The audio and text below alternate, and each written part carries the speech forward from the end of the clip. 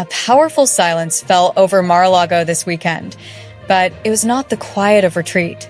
It was the calm before a digital storm, as millions of Americans filled the streets in one of the largest peaceful protests in the nation's modern history. Their president chose not to address their concerns, but to mock them with a crown. President Donald Trump responded to the nearly 7 million No Kings protesters with a performance that perfectly illustrated their deepest fears. In an interview, he flatly stated, "They're referring to me as a king. I'm not a king." Yet his subsequent actions painted a different picture.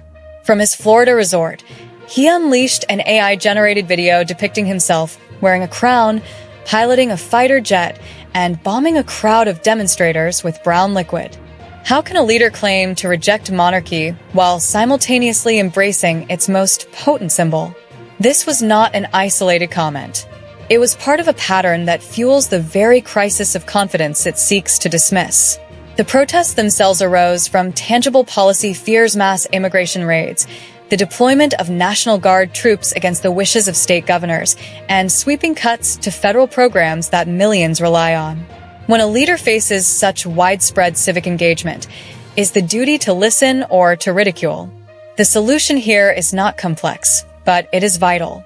It requires a return to a basic tenet of American democracy, that the government derives its power from the consent of the governed. Dismissing millions of peaceful citizens as participants in a Hate America rally widens the divide.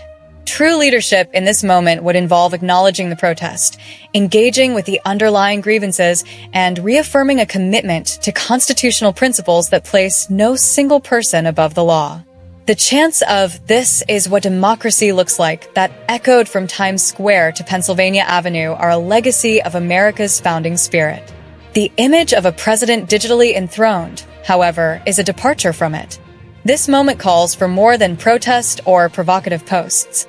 It calls for a collective recommitment to the idea that in America, power resides with the people.